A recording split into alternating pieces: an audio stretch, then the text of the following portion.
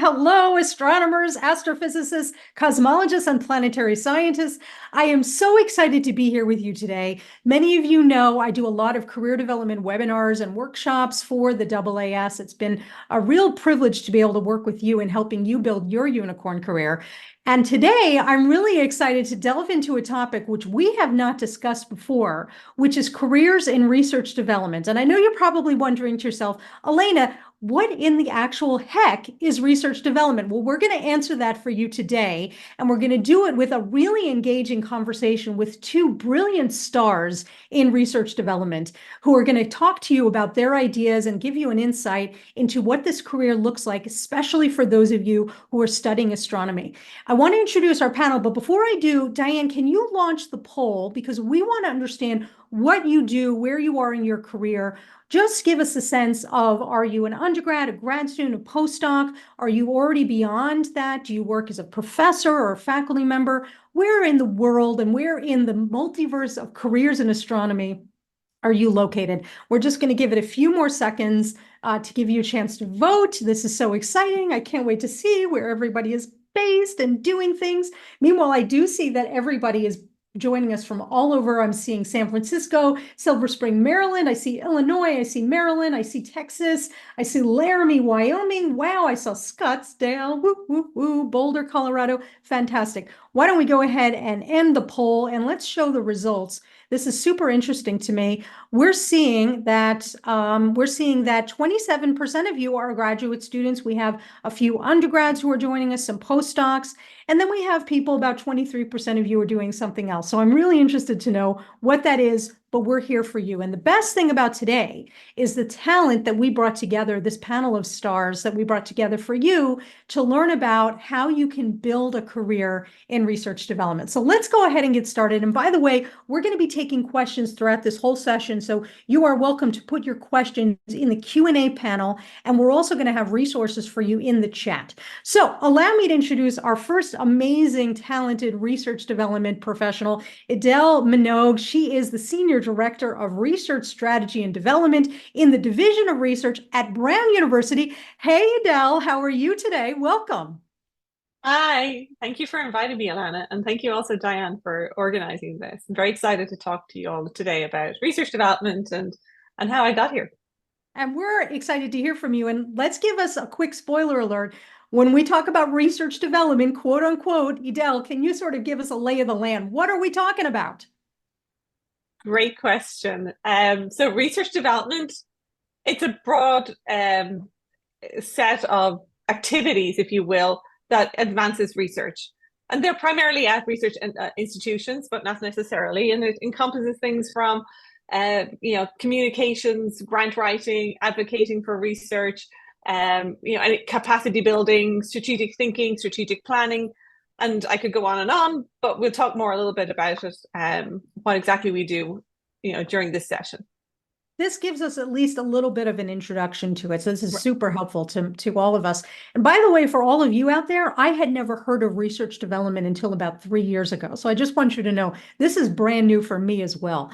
So I also want to introduce you to another brilliant professional, Amy Carroll. She is an independent consultant in research development, and she's the former vice provost of global impact at Northeastern University. Hey, Amy, welcome. We're so glad you're here. How are you doing today?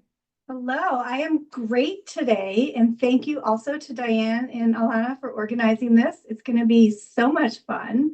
And I would just add to Edel's definition a more generalized version of it's usually research development is something an institution invests in when they want to increase their research activity. They want to help faculty, students, staff be more strategic and write more compelling grant proposals, go after the ones that are best fit for their strengths. And that's kind of usually what the vision and mission is for a research development enterprise. So, Amy, thank you for giving us that overview. It brings to mind the idea that it's not just that you're helping universities get more money, right? You're not just helping them go for grants and think big. You're actually thinking about the strategic impact that the scholarship within the institution can provide the community. Am I understanding that right? Absolutely. Absolutely. It's so interesting to me. To me, having studied mathematics, I had studied astronomy and physics before I was seduced by the dark side and got my degree in math, and studying other things. If I wish I had known, I wish I had known about research development careers, because it seems like it's the perfect blend of communications and project management and holistic and systems thinking, but also you still get to be in the science, you still get to be in the scholarship. And, I heard a rumor that the two of you actually have a background together, and this is very emblematic of the research development career space. Edel, can you tell us a little bit about how you and Amy know each other? Sure. Actually, Amy's the reason I'm in research development, to be honest. Yes. So I could give you a little bit of background story as to how I got to know Amy. So as you probably can tell already from my accent, I'm originally from Ireland, and I did my undergraduate degree at Dublin City University. Shout out to DCU. And then I ended up doing a PhD in industry in Germany before going on and doing another postdoc back at DCU. Um, and while I was there, I was looking around thinking, oh, I'd like to do a postdoc in the US. Where could I go? And at the time, Los Alamos were looking for postdocs who had, similar experiences that I had. So I applied there. And before I knew it, I woke up one February in Los Alamos in New Mexico. I spent 6 fantastic years there, ended up as a technical staff member there in the chemistry division. And as life would do, it threw a curveball at me, and I met my future husband, who was traveling to the Northeast. And so I ended up in Providence. And while here, initially I started working in a startup company. So as you can hear, I had lots of different experiences, and I can touch on that in a few minutes. But all of that, was helping me with research development, or will help me with research development in the future. So I initially worked at a startup company, and as everyone and anyone who's ever worked at a startup company realize, the money comes and goes, and you need to still pay your bills. So I did a little bit of consulting on the side, and one of those consulting jobs landed me at Brown University, where I did a review of energy research within the institution. And that's where I met a mutual friend of Amy and ours, and I think fair to say a mentor for both of us. That was Anne Wyndham. And she was the predecessor lead of the Office of Research Development at the time. And she said, Edel, Amy's stepping up this office and growing it. Maybe you should talk to her. And I was like, you know what? I think I will. And so there was a position open, and I applied for it, and I got it. So I did this very roundabout way across the country, and I ended up in Providence in Rhode Island under Amy's leadership in the Office of Research Development. I love this.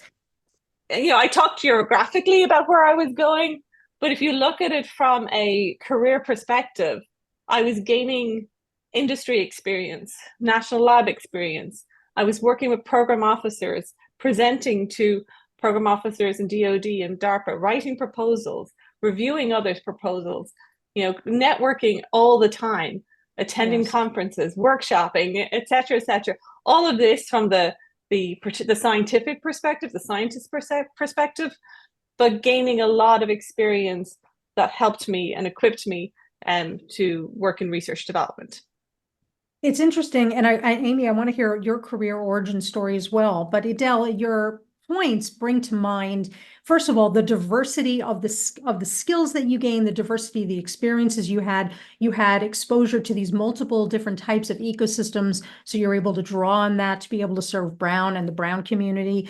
You are also gaining, like you said, you're doing a lot of networking. So it seems like it wasn't just, hey, there's a job open, apply for it. You had been laying the groundwork for many, many years to be able to be successful in that application process. Would that be fair to say? That's absolutely correct. And unbeknownst to me, to be honest, not intentional all the time. When you're in the middle of writing an SBIR or an STTR for a startup company for the 4th time, you don't think, oh, this is going to stand to me in the future. You're doing what you need to do in that particular time. But absolutely, these all these life experiences or career experiences definitely added, to my CV, if you will, for this particular position. Yeah, that's so interesting. And I love that you were able to leverage your chemistry background to be able to even think more broadly about other types of scholarship, which we're going to get to in a few moments. Amy, can you give us a little bit of a view of your career origin story? How did you find your way into research development as a career and a profession? Sure. I think the common theme throughout everything I've pursued throughout my career is that I love to learn new things, and I have a knack for explaining them to non-technical audiences once I learn them. And I also love a puzzle and putting the pieces of the puzzle together to make something greater than the individual pieces. So I have a PhD in environmental engineering. It became readily apparent to me about 2.5 years in, 3 years in. I did not like doing the same thing over and over again, and I did like not troubleshooting every time the HPLC would break down. So I was not going to become a professor running a lab, the traditional thing you might get mentored into, getting a PhD in science. And so I actually got a fellowship from the AAAS to work in Congress for a year. They give out about 30 of these a year, and they give out about 70 others to work in the executive branch of government for 2 years. So I went to DC, and I worked in the House of Representatives as a science advisor, and I was learning new things and explaining them to non-technical experts every minute of every day. It was a different new thing every meeting I went to, and I couldn't soak it up fast enough. And so I stayed there. I ended up getting hired. I stayed there. I also worked in the Senate for a while on environment and energy issues at a time where I worked for moderates at a time where people would negotiate and come to agreements. And I helped author some laws. Don't let it scare you off. They have lawyers there who make sure the lawyer stuff is right. Then I got hired by Brown University to do government relations for them. So learning everything about the university, about how it runs, from not only its research, but financial aid, how health insurance works. It was when the Affordable Care Act had just passed. But as a large part of that, I worked closely with the research office to advance like strategic, big research initiatives. And they pulled me aside one day and were like, you're kind of good at this being strategic and putting the pieces of a puzzle together thing. We want to really launch and grow research development here at Brown, and we want someone to lead an office. And there it was. There you go. Oh gosh, I'm off track. I did that for a while, and then an opportunity came up to go to Northeastern. I did that for a while, and now I'm doing some independent consulting in between gigs. I love that. In between gigs. I love that. So here's an interesting perspective that you had this government experience and then brought it back, to the university system, leveraging that unique experience, learning about how government and science and policy all sort of intersect, being able to serve Brown in that way. And now in RD, I can imagine, especially as you advanced in your career, Amy, that you were actually drawing on all the skills and experiences and even the networks that you cultivated and grew in government and in government relations. Did that help you? Do you think that gave you a unique perspective in advancing scholarship within a university, within a institution like Brown?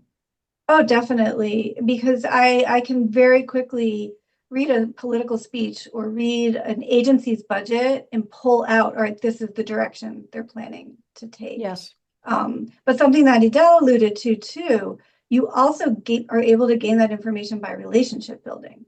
And so if you're early in your career and just starting out, like working with program officers and stuff, like talking to people and building those networks where you have trusted colleagues. And that's what both of those approaches do.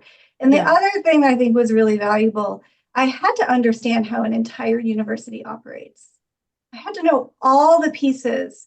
And the reason I think that's valuable is because research development is focused on helping advance research that faculty, students, and staff want to get done. But faculty, students, and staff are not, most of the time, research is not 100% of their job. For very few of them, is it? So if you understand the other pressures on them, you can tailor services to help advance their research better, knowing what else they're facing every day. Yeah.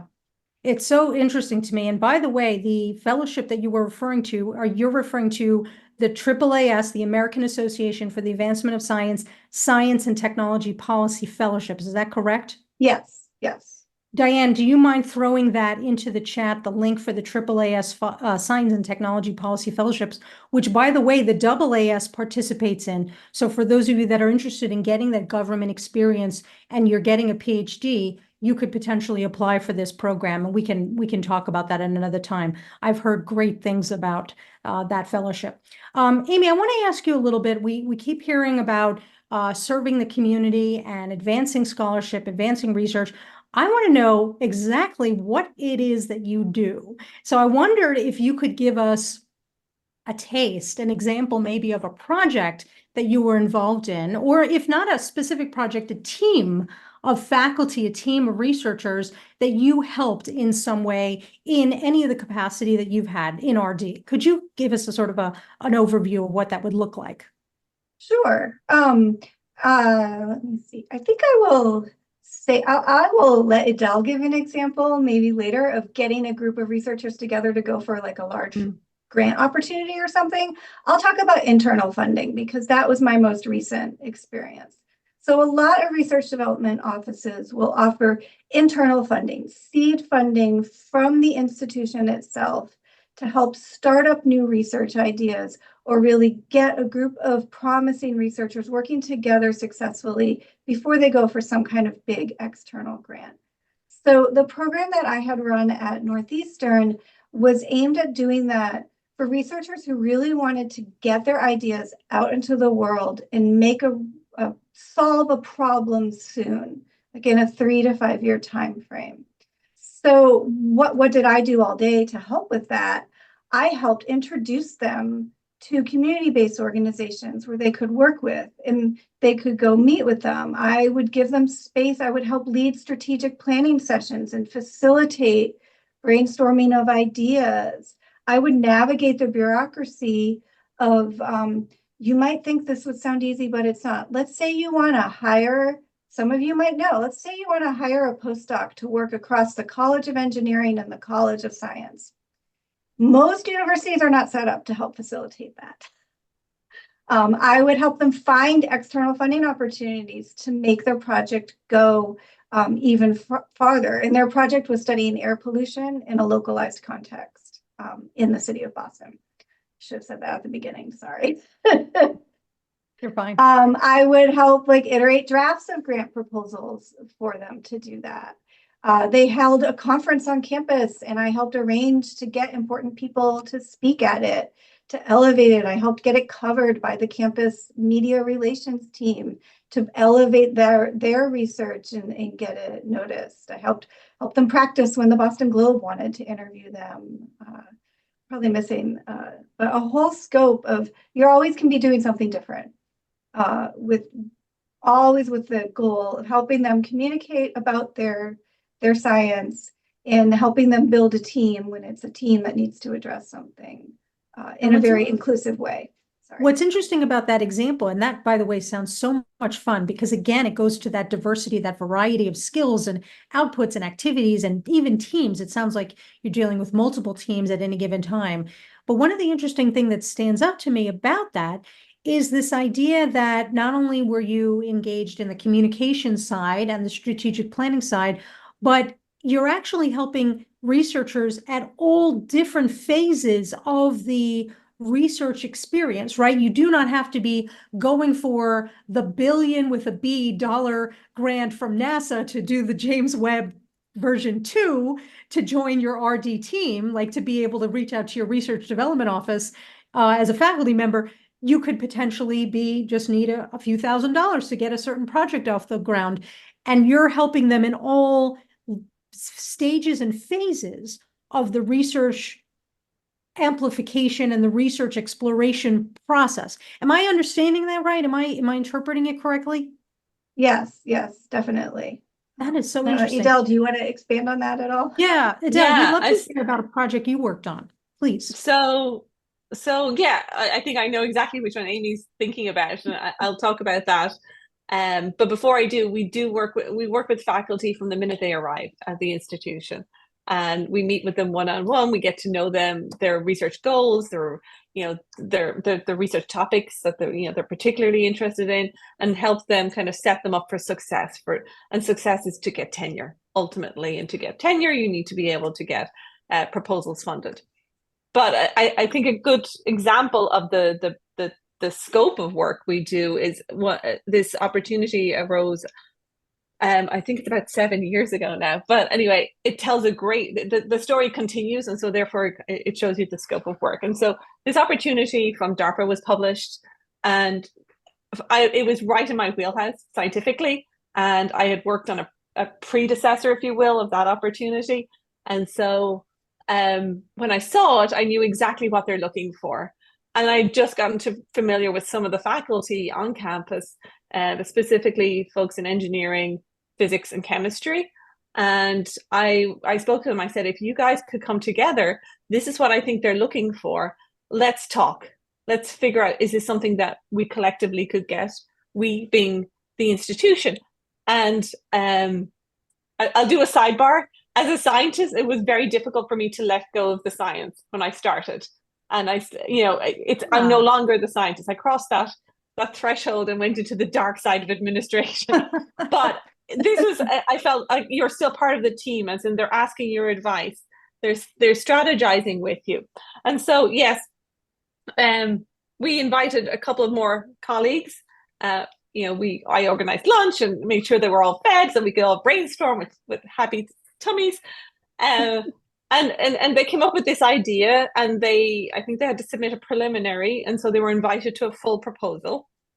If anyone's familiar with DARPA, there's extremely tight turnaround times, and they have what I always say, 3 impossibilities in what they're seeking for. Like, they really push the boundaries.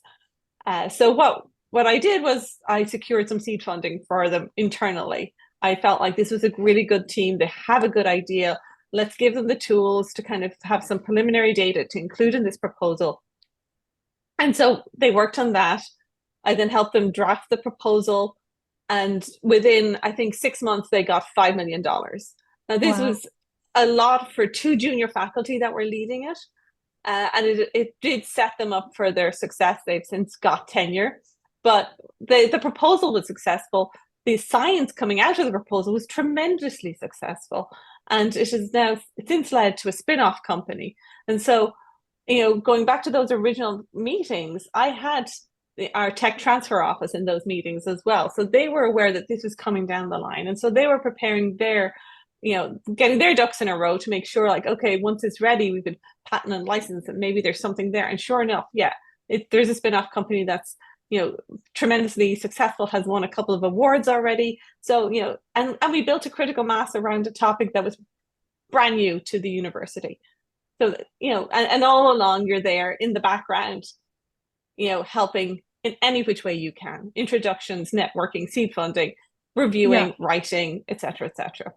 I love this. And so you bring up a very interesting point. You sort of touched on one of the challenges, I imagine, that scientists and engineers just like you and like those of the folks that are listening and watching today, is that when you join an RD, when you join a research development team, and you pursue a career in research development, perhaps one of the challenges is that you have to let the science go, right? You can still engage in the science, you're still supporting and advancing science and serving scientists and engineers and other people in scholarship, but you have to potentially have a little bit of a hands-off. I wondered if you could, Edel, and I'm going to ask you this too, Amy. Edel, can you tell us a little bit more about what are some of the challenges that you see in pursuing a career in research development? And then maybe also, what are the joys? What are the highs? And what are the things that really drive you to research development careers? Edel, take it away. So, I think the main challenge is that, and I got over it. It took some time, but I've since gotten over it. Maybe the flip side of that coin is I don't have to be constantly looking for funding for my research, and I can sleep better at night. I'll put it that way. I think one of the joys is I've always been curious as a child to now, and I've got that lifelong fundamental desire to learn, and I'm at the edge of what's the latest and greatest in science and technology in such a position. And so you really get to learn every single day, and not just in, I was a chemist, not just in chemistry, but I'm learning in psychology and humanities and engineering and computer science, etc., etc. So it just broadens my areas for learning. Yeah. And I think that actually is probably the greatest joy of the position. Amy, you may have other things to add. Yeah, Amy, what do you think? What are some of the challenges and what are some of the joys? I think the biggest challenge, I didn't mind giving up the science because I was so afraid of it being on my own shoulders, right? And I'm glad I recognized that about myself early on. I think a challenge is all the different skills. But on the flip side, I find that keeps my day interesting because I would not want to sit at the computer for 8 hours just doing a spreadsheet. Oh, but I do love doing a spreadsheet for just an hour, maybe. But then I like having a meeting and learning something new. And it's the same as Edel. I think the most joyous thing is all the learning and all the connections that you can make. And like the best moment for me is when I have seen some connections and I introduce the people and you sit back and let them talk. And I love that too, Amy. I have to say, it's such a thrill to see like new projects arising and new collaborations, and you're like, oh, I got that to happen, or my office got that to happen. It's such a thrill to see. A few years ago, when if I might jump in with it, and a concrete example, when Edel and I worked together a few years ago, we put together a couple series of lunches to brainstorm around all the quantum opportunities coming out. And we sat there, maybe at Edel's whiteboard behind where she is now, or maybe at the whiteboard in the office next to her, like arranging and rearranging who should sit together. It was like a wedding for quantum science. And in one of the 2 or 3 tables hit it off. Like we had let's say a 33% success rate, which is great, right? Better than your NSF success rate. Oh, and I just saw on Facebook or LinkedIn the other day that some of that team is still working together and having even more success. Oh, and it brought yet another smile to my face. I don't even work at that institution anymore. Yeah, but you're making these things happen. And because you were able to see the larger picture, you're able to put the people together, literally, who can then create some really great opportunities to advance humanity's knowledge of the cosmos, the universe, the cells, whatever it is that we're working on. You know, I wondered if the two of you could talk a little bit about how you leverage your scientific skills. So for the people that are attending our webinar today, who are studying astronomy or are in astronomy already, pursuing careers in astronomy, and are thinking that they might want to shift into research development careers, how can they leverage their astronomy background? How does their astronomy background serve them in this type of career? Edel, do you want to start and give us sort of your thoughts on this? Sure.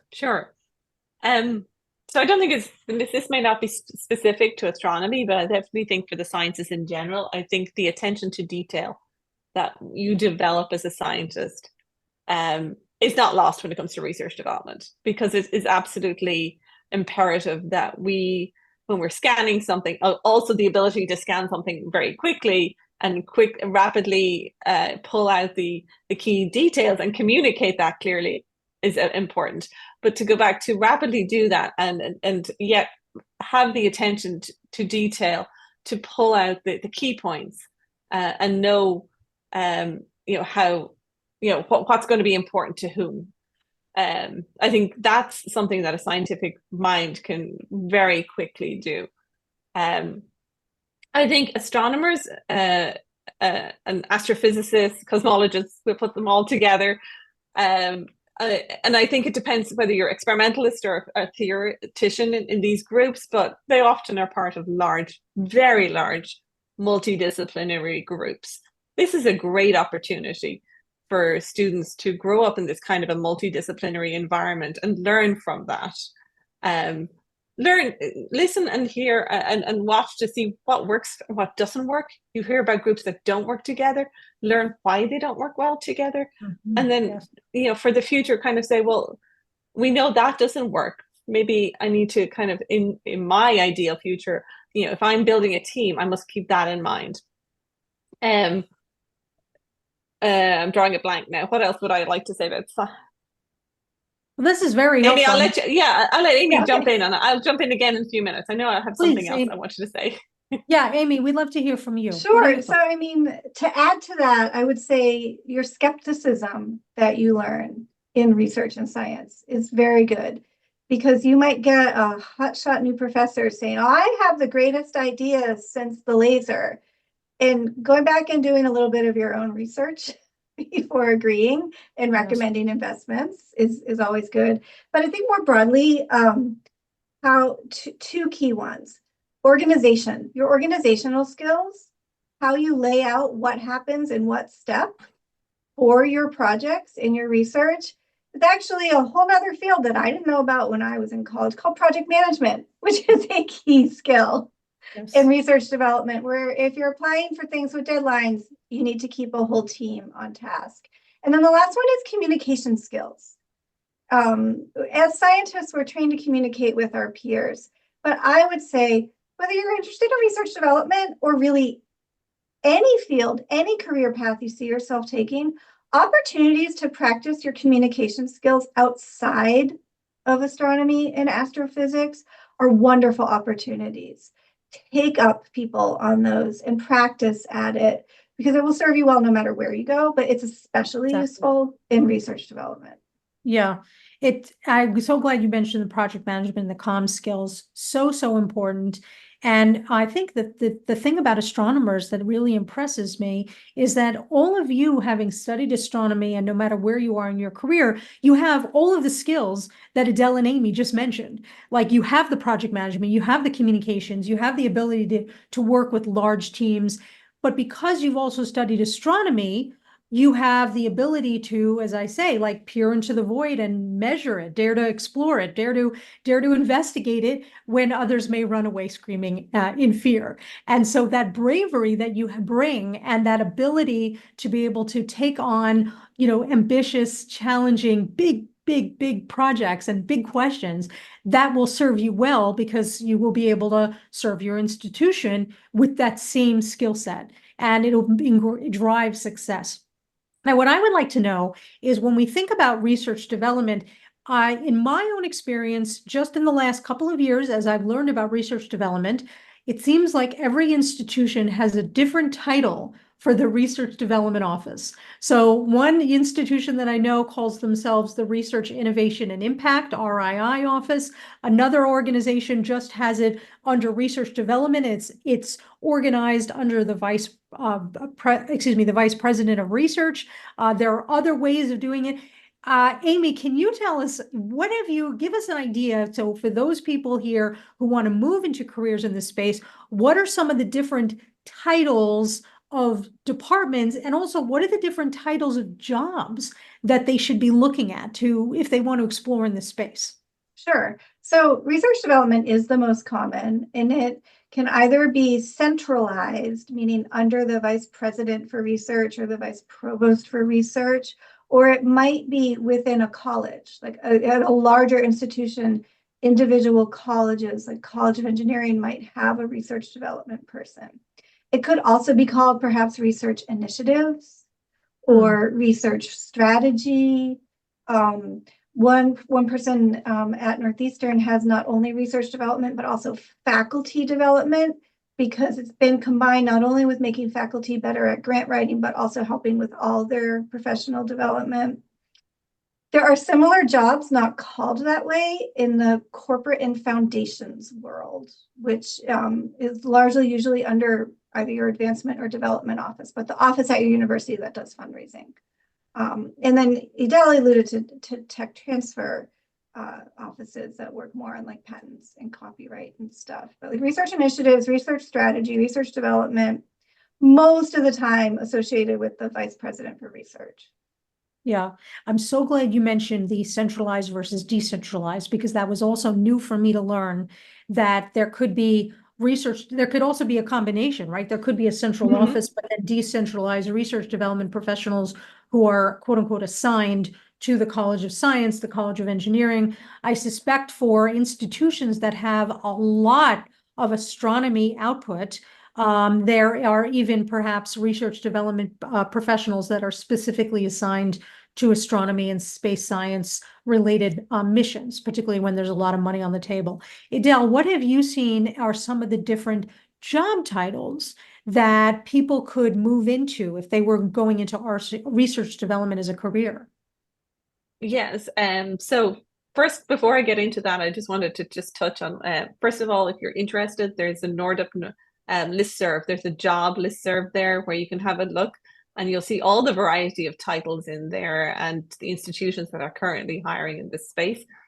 And just to plug, I too am hiring in this space at this moment, and it's an entry-level position, which is a research development manager. Anyone interested, feel free to connect with me through LinkedIn. I think Diane could pop my LinkedIn connection there. That would be fantastic. Yeah, we have so yeah. Go ahead. So entry level would be a research development specialist, research development manager, and then it can go up to senior research development specialist. It depends on how large the office is. And then it could be very targeted. It could be associate director for research. In my office, we've got research development and research development, our research strategy. So I've kind of divided up that way. And then you have assistant associate directors, senior directors, executive directors, and on and on. Some institutions actually have a vice president for research development. Again, depending on the size of the institution. Yeah. And I'll just add the really small institutions. Any institution that gets federal research money has to have a sponsored programs office that manages the awards and everything. For smaller institutions, you might find there's a job in that sponsored programs office that maybe is 50% doing the regulatory and management stuff and 50% research development, helping faculty look for new money. I feel like we've been saying large a lot, so I wanted to make sure the other side get a shout out too. Good point. And I also want to touch on, just because they've got a background in astronomy doesn't mean you should look for a research development position in an astronomy department or the College of Sciences. There's having a background in any kind of graduate degree in particular is very valuable in research development, primarily because you understand the research enterprise. You've gone through graduate school and you know what that means. It's super helpful. Thank you, Diane. We just put a couple of things in the chat for you. NordUp is the National Organization of Research Development Professionals. So this is a fantastic organization where you can get on the job listserv, as you mentioned, Edel, and then also even network with other people who are in research development or RD. We have jobs, titles, and job opportunities that we just threw into the chat as well. And Diane, thank you so much for pointing this out. The AAS is going to be offering a workshop at the winter meeting in January on project management. This skill will serve you in every single job that you will ever have for the rest of your life. And if you become reincarnated and get into another body, you will still use your project management skills. So please consider taking that workshop at the winter meeting. Thank you so much, Diane, for mentioning that.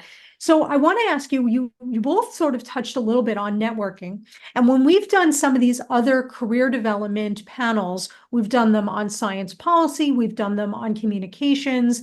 We have talked about the idea of leveraging your local network, your institution, to better understand careers in the space that you want to be in and to network with people so that you could even get experience. There might even be internships. And I wondered if you could, either of you or both of you could talk a little bit about, if I'm at the University of X, whatever it is, how can I leverage my presence here to build my career globally in research development? Who would like to take that? I can start, Please. because it's actually quite dear to my heart, to be honest. Um, Particularly as an international scientist. Coming from Ireland, I did not have a network in the US when I arrived. So I had to build that up. I did not have either a university network across the country or a career network of any sort. So I had nobody that was an advocate for what I could do. And again, I probably was unaware of it at the time, but every time I volunteered to either, assist with something at Los Alamos, I was meeting new people. There was visitors coming. I'm happy to go out to dinner with them and get to know them. That's building your network. Attending every conference you attend is building your network. Presenting just a poster, I actually think you build your network further by a poster presentation than actual a speaking presentation. Always volunteer to do a poster. Anytime at all you can volunteer, either reviewing a proposal, a paper. Maybe you're good and creative, and you could volunteer to do the graphics for your PI's next proposal. You're getting to meet the others on the team because they're going to have to give input into, like, this needs to be in the actual graphic, etc., etc. You're putting your name out there as somebody who's interested in what's going on around them and wanting to know more. So volunteering is an awesome way to network. And then finally, on the local level, if you are at an institution that does have a research development office, go meet with them. Let them know you're available. Student help is fantastic. You're available to help at a meeting that might be hosted on your campus, or they may actually have internship opportunities, like a side gig for you, because my side gig ended up being my full-time job. So things like that, I think, are a great way of building your network. Well, and I love how you called everything that you just described networking, because it truly is. That absolutely is. And when you think about leveraging, like, acting local to grow your career global, it actually brings up a lot more opportunities, because you can even potentially reach out to your research development office professionals at your institution. Say, I'm a postdoc, I'm a grad student, I just learned about this career. I'd love to learn more. Can I meet you for coffee for 15, 20 minutes? And they're not going to say no, right? I mean, they're going to say, generally, they're going to say absolutely, yeah. Amy, what are your thoughts? Do you have any ideas about leveraging your local network and how networking plays a role in building my career in this space?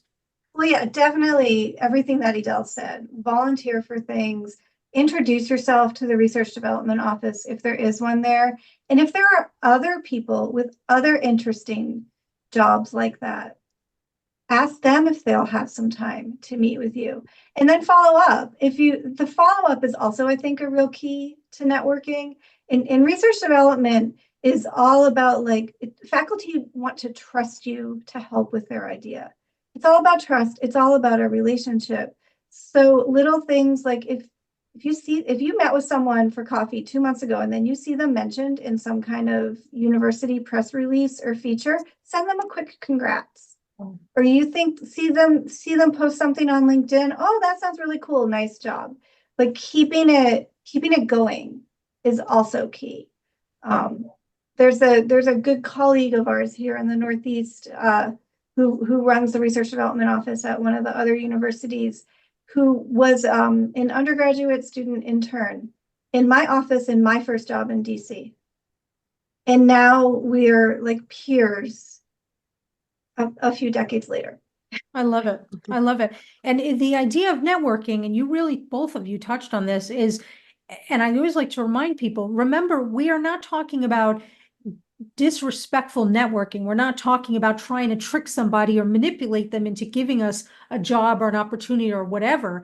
Networking is at its core the most honorable endeavor in which you can engage, because it's about generosity. It's about, what can I do for you? How can we come together to create something fresh and novel and new and advance each other's goals? And when you approach networking that way, especially locally or even with other research development professionals worldwide, you actually are building long-term relationships, just like you demonstrated, Amy, that can, and just like you both are demonstrating today, coming together today to collaborate on this panel, you can actually build that career and even find out about hidden opportunities in that career space. I want to ask you a question. This did not come up, but it brought to mind because I noticed that we have a number of people who are attending today who are not based here in the United States or are not from the United States. I see at least one person is here from the Netherlands, where I happen to have an office for my company. Of course, Edel, you are from Ireland. I wonder if you both could comment, when we think about research development careers, what does it look like globally? Do you have any insight about that? Yeah, so I happen to be the liaison from NORDUP, our national organization, to well, I've been working very closely with the European Council here in Washington, DC, and sharing opportunities for collaboration from Europe with your US institutions. But more recently, I've become the liaison to EARMA, which is essentially the European version of NORDUP. But it's a little bit broader because they work not just with folks in research development, but also the broader research administration. But research development in Europe, I can definitely speak to, is a growing area, and a lot of large institutions in Europe have research development offices as well, and the smaller ones are going in that direction. They recognize the need for support in everything that we've just talked about. That this is it's too much to expect the faculty to be able to do all this, as well as teach and research and mentor, et cetera, et cetera. So they recognize we need to have staff like this who can help with our research missions as well. Very helpful. I think nationally, there's an international conference called iNorms, and that's held every year. I believe next year it's going to be in Madrid, and the year after it will be in Canada, where international research developers and research administrators overall can attend. So it is an international growing area. Yeah, very helpful. Amy, did you have any thoughts about this that you wanted I to always share? go to Edel when I have questions about international things related to this. So I love it. I love it. So I want to just make take a moment to just share with all of you. Of course, you're welcome. If you have additional questions for our panel, please put them in the Q&A. We also have a couple of resources for you in the chat. So Amy and Edel have generously offered to connect with you on LinkedIn. You're welcome to connect with all three of us actually on LinkedIn. We're going to put our LinkedIn in the chat again, but as a member of the American Astronomical Society, you have an amazing member benefit, and that is that you can book a career consultation with me. It's private, it's confidential, nobody will know what we talk about, but it's a chance for you to talk about or explore careers in research development or any other areas that you want. And we can go over your CV and your resume. We can do interviewing prep, negotiation prep. We can do career exploration, whatever it is you want. And so Diane is going to throw into the chat a link that you can use today to book a career consultation with me if you're interested. I'm also going to be showing a QR code in just a moment, just so that we can get your feedback, but we also want to provide a resource for you. While I am queuing that up, I'd like to ask Edel and Amy, what has been some of the best advice, career advice? We'll start with you, Amy. What has been some of the best career advice that you have gotten that has helped you both move into research development, but then also move up and out, expanding out into research development? Can you give us an insight into that? Go ahead, Amy. I think the best career advice I ever got was when I first started in DC, and it mirrors advice I got all along ever since I was a small child. Be nice to everyone. All the time along the way, because you never know. And it was particularly applicable in DC because things flip, right? So Democrats are in control, then Republicans are in control. And when that happens, literally the size of the staff changes. So if you're in control, you might have 20 staff. If you're not, you have 12. And so people are constantly going in and out of jobs and looking for other jobs. But it's not just that practical implication. You do, now being on the other side of my career and having had a lot of experience, you never know. You never know when someone you were nice to 20 years ago comes back around and they are now in a position to be nice to you and help you out. Amazing that the number one thing is to be nice. And we can agree that that is applicable to, again, literally every single job and career that you will ever be in. But I'm so glad you brought that to the forefront, Amy. Remember our humanity. Edel, what about you? Um, I think my advice is perhaps a little bit more strategic, in that, so I was told, I think it was an indirect comment actually one time, and then it came back again. But one thing I was told was to create your own personal advisory board. And this advisory board is a rotation advisory board. You may have folks there today that will not be there next year or the year after, depending on where you are. So, we talked about volunteering. These are folks you will build trust with. They could be on your advisory board. And you should have a mentor who understands your scientific knowledge and expertise, but ideally your advisory board is maybe your football coach, somebody who knows you outside, who knows what makes you happy, who knows what, would make you happy long term as a career, and can tell you your weaknesses without you getting offended, and then be a champion for your strengths.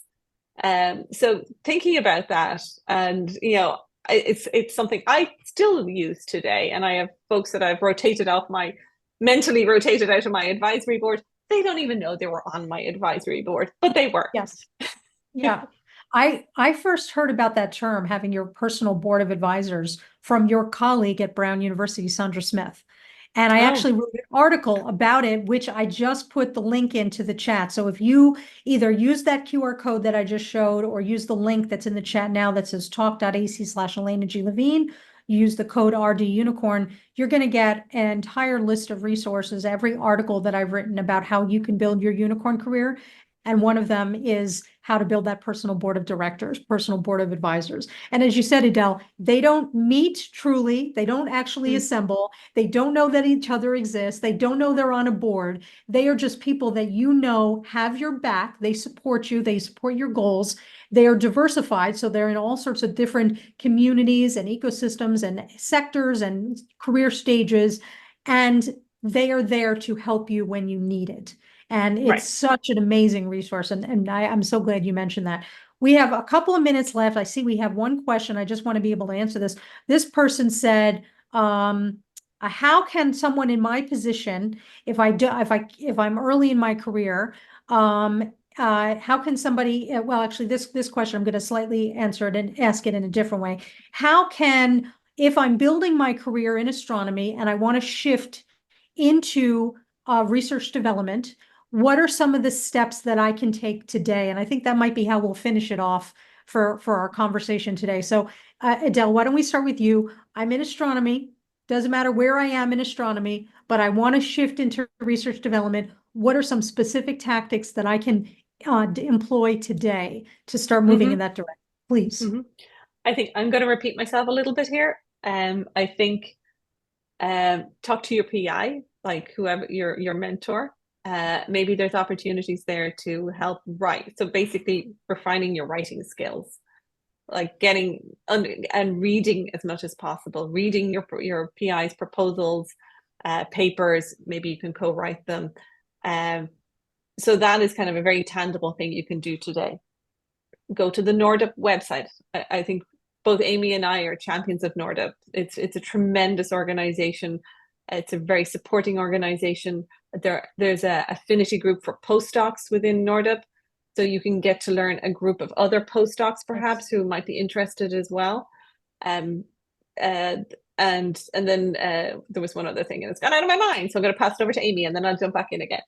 Okay, I jotted down take it away. A couple additional things. See if you can volunteer for some kind of university committee to start meeting other people around the university. And maybe you end up meeting people who do broader impacts work, which you have to have in an NSF proposal. Go introduce yourself if there is a research development office. If I knew that there was a graduate student in astronomy interested in research development and I was organizing a brainstorming workshop on anything to do in the physical sciences or engineering, I would probably ask that grad student, hey, can you come take notes for 2 hours and summarize them? So then you get an introduction to a brainstorming workshop and how that works. And I would also consider, within the time that you have, without delaying your own scientific progress, attending seminars or events or workshops or journal clubs in other departments that are maybe adjacent to what you study. So you get more of that practice in working across disciplines, in being exposed to the discipline specific speak of other disciplines. Did you remember I your love third that. one, Edel? No, I think it was to leverage your volunteering. So Yeah. if you currently volunteer, leverage that. If not, start volunteering. A Yeah, lot of that's universities wonderful. have committees that will have a graduate student and postdoc representative. Yeah. Even if it's not directly related to research, it's such a great opportunity to meet people outside of your immediate hallway in your department. And they get to see you. And when you Yeah. network and when you volunteer, I call that dynamic interviewing because they're getting to see you at work. They're getting to see your talent, your brilliance, your brains, your knowledge. They're also testing the chemistry, right? They're seeing whether or not you would be good collaborators. It's giving you a chance to pre-interview for opportunities when those opportunities open up. And that gives you a huge competitive advantage. Ladies, this has been such a fantastic conversation. Edel and Amy, thank you so much for your time and your candor, for being with us and sharing with you your stories and being in being successful in research development. I can't wait to see what you do next in your career. But thank you so much. And thank you, Diane Frendick, and all of the AAS and all of you in astronomy, astrophysics, cosmology, and planetary science. As always, we don't need to wish you good luck. You don't need it. We always just say congratulations, mazzles, and here's to your unicorn career in research development. Thank you so much. This concludes the webinar. Thank you.